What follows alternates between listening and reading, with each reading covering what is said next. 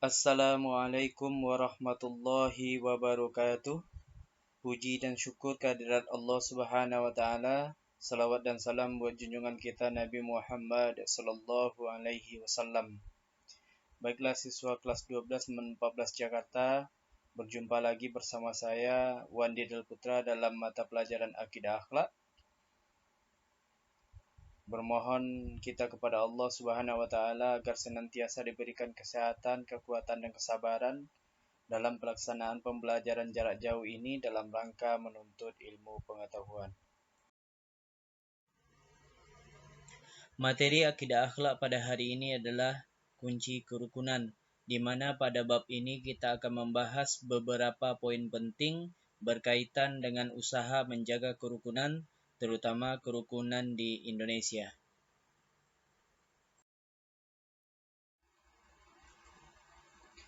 Indonesia penuh dengan keberagaman baik dari suku, agama, ras maupun antar golongan. Ada sekitar 1.340 suku bangsa yang ada di Indonesia, 6 agama besar, dan berpuluh-puluh agama kepercayaan. Dengan keberagaman ini, agama Islam mengajarkan untuk saling mengenal antar bangsa dan suku dan tidak merasa paling hebat di antara yang lainnya. Oleh karena itu, kita harus membina dan menjaga kerukunan di Indonesia. Dalam membina dan menjaga kerukunan ini, agama Islam mengajarkan untuk bersikap toleransi kepada orang ataupun golongan lain, meyakini persamaan derajat manusia, moderat atau bersikap wasatiyah dan memahami persaudaraan. Pada bab ini kita akan mendalami keempat sikap tersebut.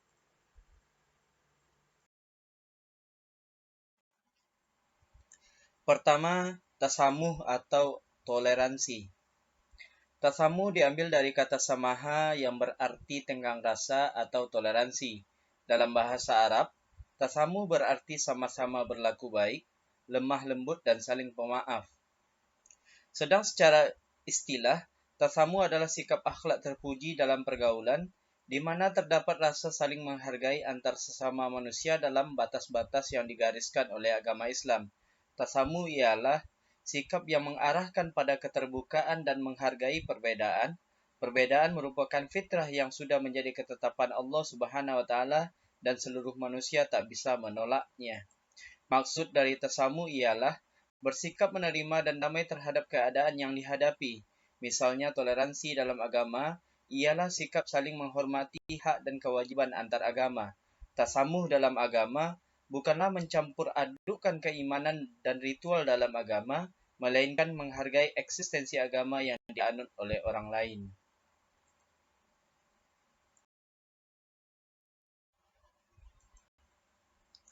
Konsep tasamuh yang ditawarkan Islam sangatlah rasional dan praktis serta tidak berbelit-belit, yaitu dengan mengenali, menghargai, dan terbuka dengan perbedaan. Namun apabila hubungannya dengan keyakinan dan ritual, agama Islam tidak mengenal kata kompromi.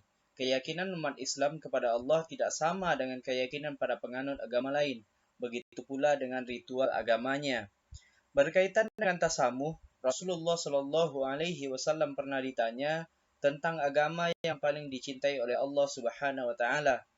Maka Rasulullah Shallallahu Alaihi Wasallam menjawab, agama yang paling dicintai oleh Allah Subhanahu Wa Taala adalah agama yang lurus, yang penuh toleransi. Itulah agama Islam. Syekh Yusuf Al-Qaradawi menjelaskan ada 4 faktor yang mendorong sikap tasamuh, yaitu keyakinan bahwa manusia itu makhluk yang mulia. Dengan keyakinan bahwa manusia itu adalah makhluk yang mulia, maka sudah sepantasnya atau sudah seharusnya manusia itu juga melakukan perbuatan-perbuatan yang mulia. Salah satunya adalah toleransi. Yang kedua adalah perbedaan di dunia adalah realitas yang dikehendaki oleh Allah Subhanahu wa taala. Perbedaan adalah sebuah keniscayaan yang tidak bisa kita tolak adanya. Yang ketiga, Allah Maha membuat perhitungan. Jadi tiada kuasa mutlak manusia untuk mengadili kekafiran atau kesesatan seseorang. Perilaku suka menyalahkan orang lain haruslah segera dikurangi atau dihilangkan. Apalagi perilaku yang suka mengkafir-kafirkan saudara sendiri. Yang berikutnya adalah keyakinan akan perintah Allah untuk berbuat adil dan mengajak kepada budi pekerti yang mulia.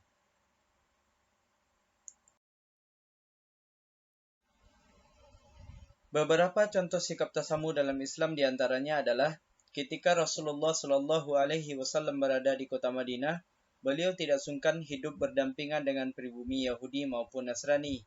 Kedua, ketika Khalifah Umar bin Khattab radhiyallahu anhu menaklukkan Yerusalem, beliau tidak merusak tempat-tempat ibadah warga non-muslim dan pemeluknya tetap diberikan kebebasan untuk menjalankan ritual agamanya.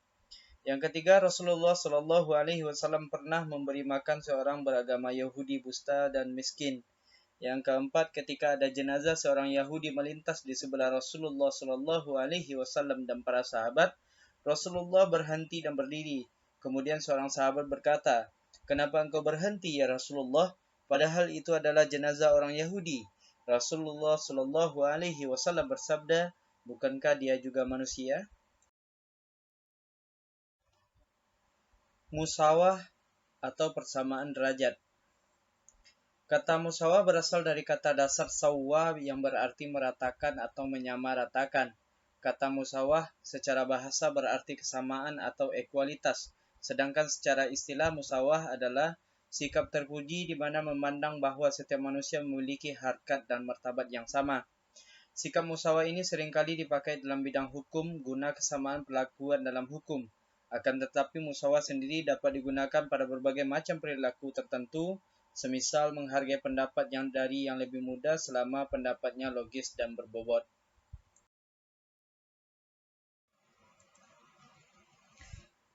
Menurut Muhammad Ali Al-Hashimi dalam Manhaj al-Islam fil Adalah wal Musawah, ada beberapa hal berkaitan dengan prinsip musawah dalam ajaran Islam, yaitu persamaan adalah buah dari keadilan dalam Islam. Setiap manusia sama derajatnya, tidak ada pengistimewaan tertentu oleh seseorang terhadap orang lain. Memelihara hak-hak non-muslim, diantaranya adalah memahami perbedaan keyakinan dan ritual agama. Persamaan derajat antara laki-laki dan perempuan dalam kewajiban agama dan lainnya. Maksudnya adalah, dalam hak dan kewajiban, Islam menjadikan keduanya sama, yaitu dalam kewajiban-kewajiban agama, hak pribadi, martabat manusia, hak-hak sipil dan kekayaan. Persamaan sosial di masyarakat, maksudnya adalah dalam kehidupan masyarakat setiap orang baik kaya maupun miskin, pejabat ataupun rakyat berada pada hak dan kewajiban yang sama, meskipun implementasinya berbeda karena faktor otoritas di dalamnya, seperti pejabat pemerintah memiliki kewajiban untuk membuat undang-undang, sedangkan rakyat tidak berhak untuk membuat undang-undang. Persamaan manusia di depan hukum, maksudnya adalah dalam hukum siapapun akan menerima hukuman sesuai dengan perilakunya. Tidak ada kata hukum tajam di bawah dan tumpul di atas. Persamaan dalam mendapatkan jabatan publik, maksudnya adalah setiap orang memiliki hak untuk menjabat menjadi pejabat publik. Contohnya ketika Rasulullah memberikan jabatan panglima, gubernur, dan jabatan-jabatan strategis lainnya pada banyak budak yang telah dimerdekakan, seperti Zaid, Usama bin Zaid, dan yang lain.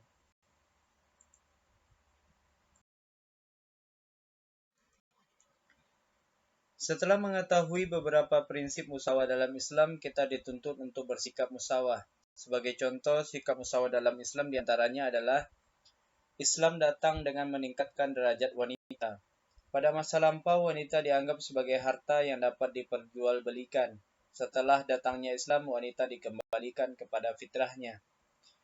Ketika seorang Yahudi menagih hutang yang belum jatuh tempo pada Rasulullah dan menagihnya dengan kasar, ia berkata, "Sungguh kalian adalah orang-orang yang menunda-nunda hutang, wahai Bani Abdul Muthalib." Lantas ketika Rasulullah melihat para sahabatnya marah atas perkataan tersebut, Rasulullah bersabda, "Biarkan dia, karena orang yang mempunyai hak, punya hak bicara."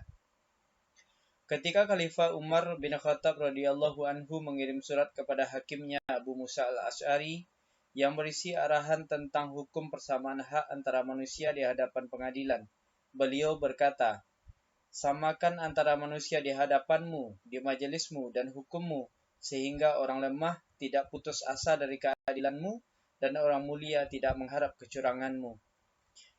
Ketika pengangkatan seorang pemuda Usama bin Zaid sebagai panglima pasukan umat Islam yang bersiap-siap untuk memerangi Romawi. Seorang pemuda diberikan kesempatan untuk memimpin pasukan. Ini menandakan bahwasannya ada musawah dalam Islam, persamaan derajat dalam Islam.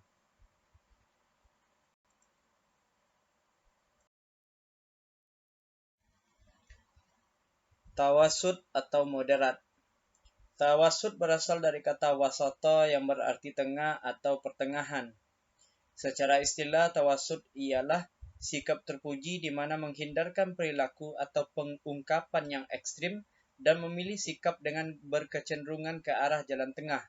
Sikap tawasud merupakan sikap yang paling esensial karena sikap ini tegak lurus, tidak condong ke kanan ataupun ke kiri. Hal itu membentuk sikap bijaksana dalam mengambil setiap keputusan.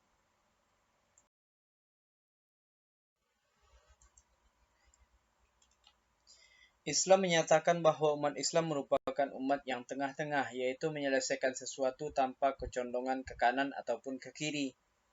Rasulullah Shallallahu Alaihi Wasallam bersabda, "Khairul umuri awsatuha." Sebaik-baik persoalan adalah sikap-sikap yang moderat. Dalam riwayat lain, Rasulullah Shallallahu Alaihi Wasallam bersabda, "Sebaik-baik amal perbuatan adalah yang pertengahan." Dalam Islam, tawasud terbagi menjadi 3 dimensi, yaitu akidah, akhlak, dan syariat. Dimensi akidah, setidaknya ada 2 persoalan yang dibahas, yaitu ketuhanan, berkaitan dengan ketuhanan, antara ateisme dan politeisme. Islam ada di antara ateisme yang mengingkari adanya Tuhan dan politeisme yang mempercayai adanya banyak Tuhan.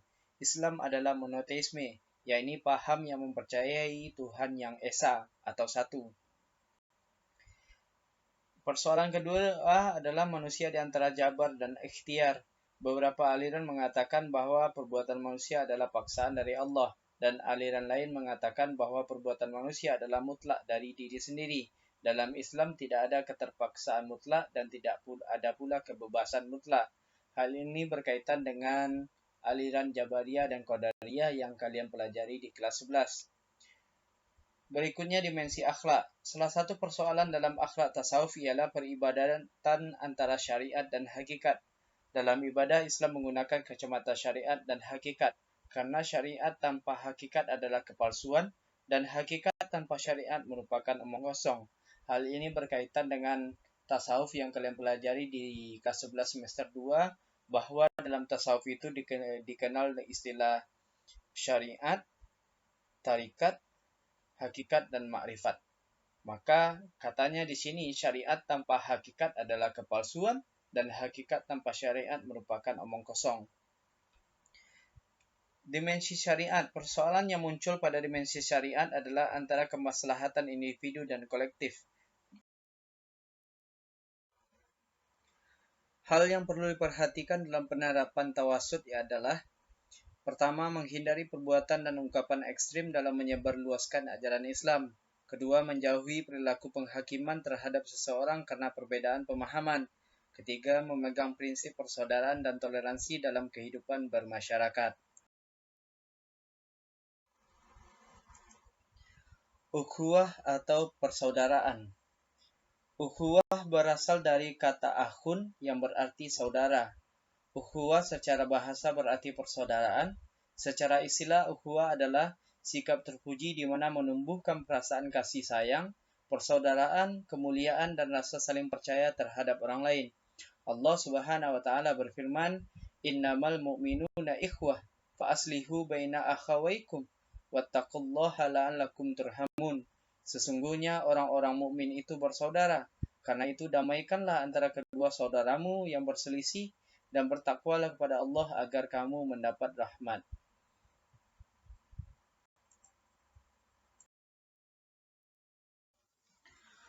Ukhuwah dalam Islam sangatlah esensial. Bahkan jika ada perselisihan, kita diperintahkan untuk mendamaikannya, bukan memperkeruh suasana. Ukhuwah dalam Al-Quran diperkenalkan beberapa macam, di antaranya persaudaraan senasab, seperti pada ayat yang berbicara tentang kewarisan atau keharaman mengawini orang-orang tertentu. Persaudaraan sekeluarga, yaitu persaudaraan yang dijalin oleh ikatan keluarga seperti doa Nabi Musa alaihissalam dalam Al-Quran. Ketiga, persaudaraan sebangsa walau tidak seagama. Persaudaraan semasyarakat walaupun berselisih paham.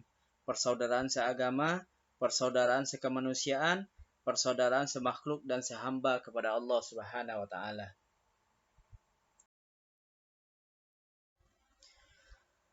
Persaudaraan menurut Bapak Quraisy Shihab bukan hanya dilihat dari keturunan, akan tetapi juga kesamaan suku, bangsa, agama, dan tanah air, agar terciptanya keharmonisan hubungan manusia. Beliau membagi ukhuwah dalam 4 macam, yaitu pertama, ukhuwah fil ubudiyah, persaudaraan karena sesama makhluk ciptaan Allah Subhanahu wa taala. Yang kedua, ukhuwah fil insaniyah, persaudaraan dari seluruh manusia karena berasal dari satu ayah dan ibu, yaitu Adam dan Hawa. Yang ketiga, ukhuwah fil nasab wal wataniyah, persaudaraan yang dijalin karena kesamaan dalam keturunan dan kebangsaan. Dan yang keempat, ukhuwah fi ad-dinul islamiyah, persaudaraan yang dijalin karena persamaan agama Islam.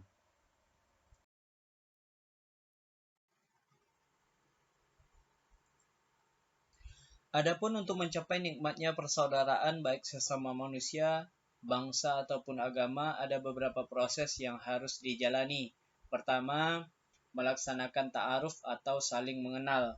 Ta'aruf ialah usaha saling mengenal sesama manusia. Usaha ini merupakan wujud implementasi dari perintah Allah untuk saling mengenal. Usaha ini meliputi mengenali fisik, pemikiran, dan kejiwaan. Dengan usaha pengenalan 3 hal tersebut, persaudaraan akan terjalin lebih erat. Yang kedua, melakukan proses saling memahami atau tafahum. Tafahum ialah usaha saling memahami. Setelah saling mengenal, usaha saling memahami sangat dibutuhkan untuk melanggengkan persaudaraan. Dengan usaha inilah seseorang akan mengetahui dan menghargai kelebihan dan kekurangan orang lain. Yang ketiga, bersikap saling tolong-menolong atau ta'awun. Ta'awun ialah sikap saling tolong-menolong. Sikap ini terjalin setelah proses pengenalan dan saling memahami. Sikap saling tolong-menolong haruslah dilakukan dalam kebaikan, bukan dalam keburukan, sebagai implikasi dari perintah Allah tentang ta'awun. Wa ta'awanu 'alal birri wa taqwa wa la ta'awanu 'alal ismi wal udwan. Yang keempat, bersatu atau ta'aluf. Ta'aluf adalah bersatunya seorang muslim dengan muslim lainnya. Usaha ini bisa diwujudkan dengan adanya kesamaan visi dan misi, seperti konsisten untuk memajukan madrasah misalnya. Yang kelima, melaksanakan proses saling menjaga atau takaful. Takaful adalah sikap saling memberi keamanan, saling menjamin atau saling menjaga. Sikap ini terjalin setelah persaudaraan benar-benar erat dan kokoh. Demikianlah materi kita pada hari ini tentang kunci kerukunan. Semoga siswa dan siswi dapat memahaminya. Terima kasih atas perhatian. Mohon maaf atas segala kesalahan. Wassalamualaikum warahmatullahi wabarakatuh.